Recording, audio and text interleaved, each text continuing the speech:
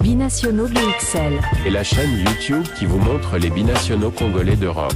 Les binationaux de Belgique, France, Allemagne, Grande-Bretagne, etc.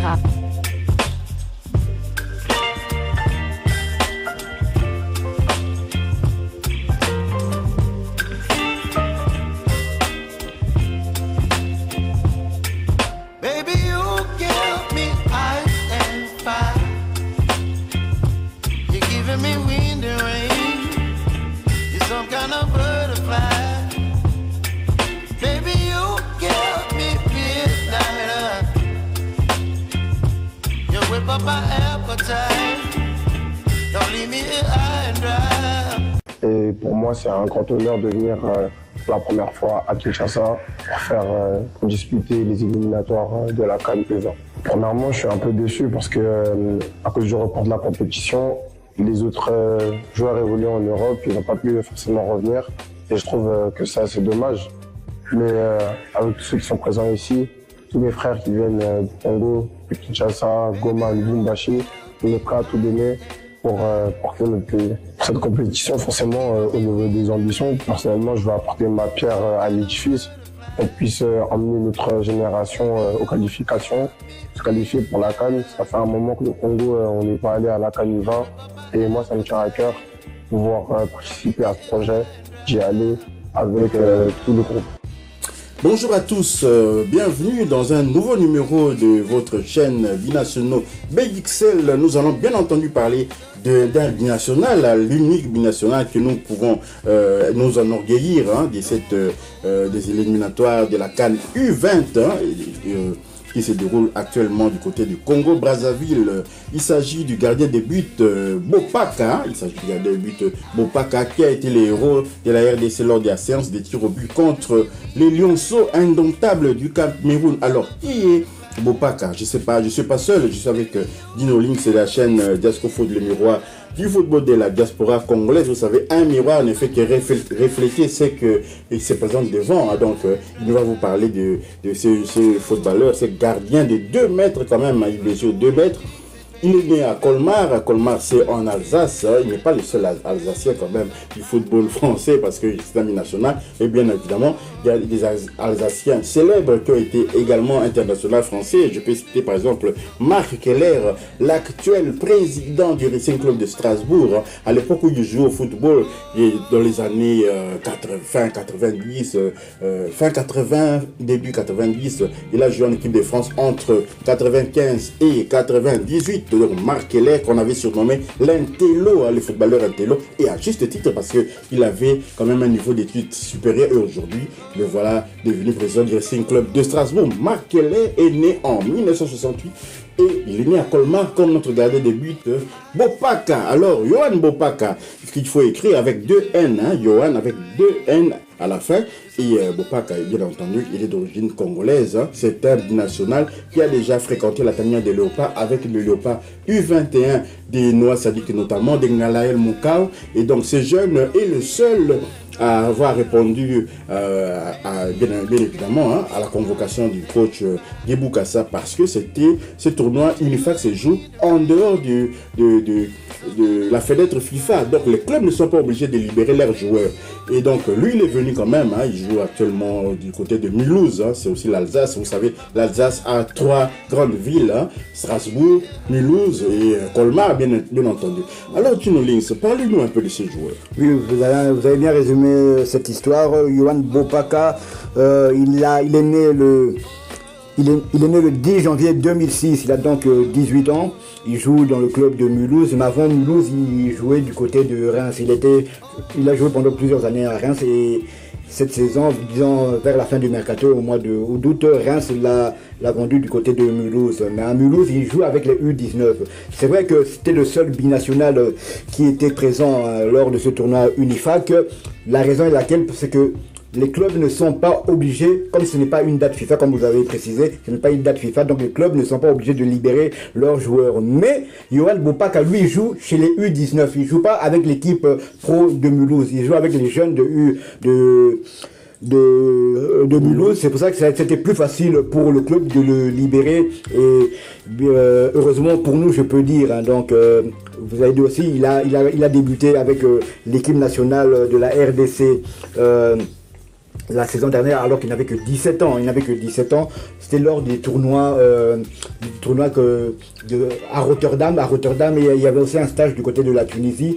Donc c'était les premières sélections de Bopaka, c'était les premières sélections de Nalael Mouka avec la RDC, c'était les premières sélections de Noah Sadiki, c'était les premières sélections du Brésilo-Congolais Metin Osilou.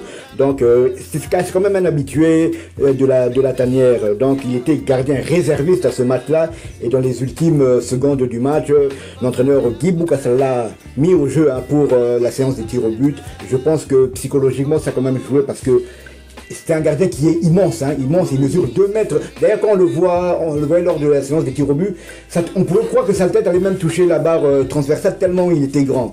Donc, le premier, je crois que c'est ça aussi qui a impressionné le premier tireur. Il s'est peut-être posé plusieurs questions. Dois-je la mettre à ras de sol, je dois la mettre un peu en hauteur et puis la balle est montée, heureusement pour nous. Et puis là, lors du 5e tir au but, c'est le Camerounais, il a arrêté le tir au but et qui nous propulse en finale, mais surtout qui nous qualifie pour la prochaine CAN, pour la prochaine CAN U20 qui aura, on ne sait pas encore quand, on connaît l'année, elle aura lieu en 2025, mais le mois on ne sait pas encore. La dernière CAN, elle avait eu lieu en 2023, elle avait lieu entre janvier et février.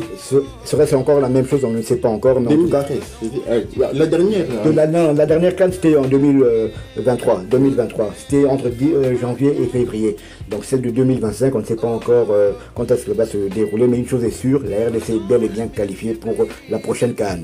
Oui, évidemment, ce jeune gardien de but, comme vous venez de préciser, parce que nous recevons beaucoup de questions. Pourquoi la RDC n'a emmené que 14 joueurs? Il faut comprendre que même nos grands clubs, les tout-puissants Mazembe notamment, il y a des joueurs comme Kabouit, qui est titulaire même du côté du tout-puissant Mazembe, et à cause de cette fenêtre FIFA qui n'oblige pas les équipes à libérer les joueurs, bien évidemment. Et puis Mazembe aussi était sur la scène africaine, il devait jouer en double confrontation contre les Zambiens de Red Arrows, et Vita Club aussi était sur la scène africaine. Mais les autres équipes là, qui composent les Léopards de la RDC, les autres joueurs des équipes, les Anges Verts, Jeunesse de Tchangou, Aigle du Congo, parce que nous avons un virtuose Matobo qui joue du côté de Aigle du Congo, les numéros 10, les petits numéros 10 là qui pleuraient, qui étaient en larmes à la fin de la rencontre, après avoir tout donné, parce que ces jeunes ont tout donné.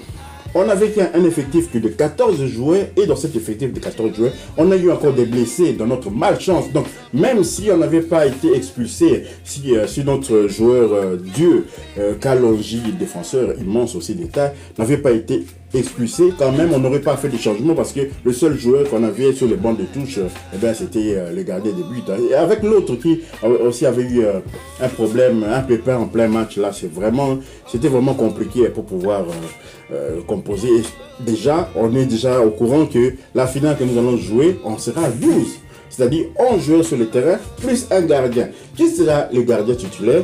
Ça, on ne sait pas encore. Soit ça va être le gardien titulaire habituel, soit on va faire confiance aux jeunes Yohan Bopaka. Et Yohan Bopaka, bien évidemment, a déjà réussi. Peut-être, je ne sais pas si dans sa carrière, il a connu un autre exploit que celui de cette rencontre contre les Lionceaux indomptables, parce que quand même, leur capitaine habituel, c'était Douala. Douala, quand même, un joueur d'Abelkis qui avait créé la polémique lors de la dernière CAN.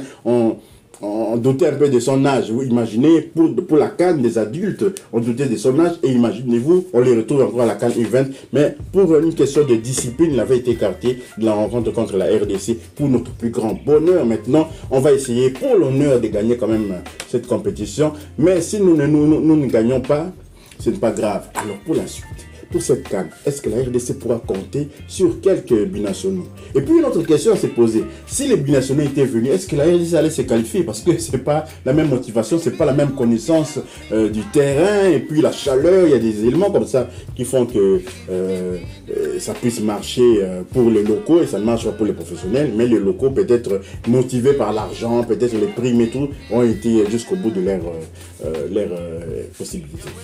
Oui, bon, on ne sait pas encore si je ne pense pas que ce sera une date FIFA. Bon, on espère quand même que les clubs vont quand même libérer certains joueurs. Bon, il n'y a pas que la RDC qui est dans ce cas-là, il y a toutes les grandes nations, que ce soit le Maroc, le Sénégal, toutes ces grandes nations, des binationaux qui évoluent notamment en Europe. Donc ça sera un peu compliqué, mais en tout cas, on va tout faire pour renforcer cette équipe par l'apport de quelques joueurs binationaux de 2005, de 2005. La génération Ngalae, Moukao et Sadi qui comme ils sont de 2024, ils ne peuvent plus malheureusement être sélectionnés pour cette CAN.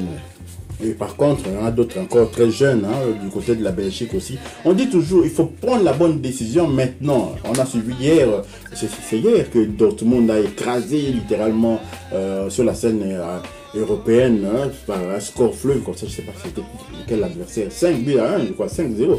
Et on n'a pas vu de Grandville, on n'a pas vu de Grandville, le néo-international belge. Donc voilà, faites attention aux choix que vous prenez. N'ayez pas honte de dire, j'ai réfléchi encore, parce que Cyril Ngongue dit qu'il est en train de réfléchir. Nous réfléchissons.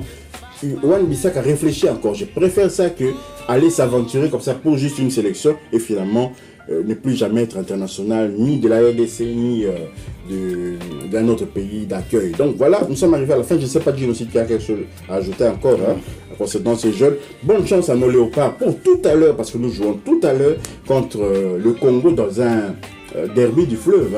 Personne ne va surveiller les fleuves. Peut-être qu'on va déléguer le Gabon ou bien le Cameroun pour surveiller ces fleuves et notre fleuve, le majestueux fleuve Congo. Pendant ce temps, nous serons à la CAN au Maroc et j'ai constaté une chose. Lorsque les deux Congos se retrouvent dans une compétition, on se tire, on se booste mutuellement.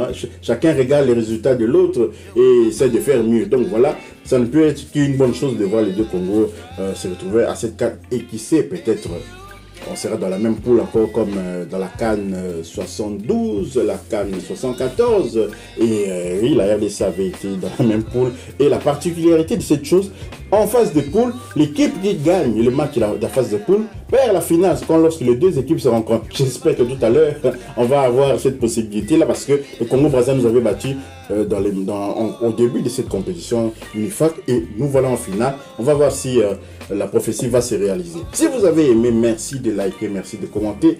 Merci également de partager cette vidéo. Abonnez-vous à Binationaux BXL et activez tout juste après la petite cloche de notification qui vous permettra de ne pas manquer la prochaine vidéo que nous allons mettre en ligne. Binationaux BXL vous dit au revoir. Binationaux BXL. Et la chaîne YouTube qui vous montre les binationaux congolais d'Europe. Les binationaux de Belgique, France, Allemagne, Grande-Bretagne, etc.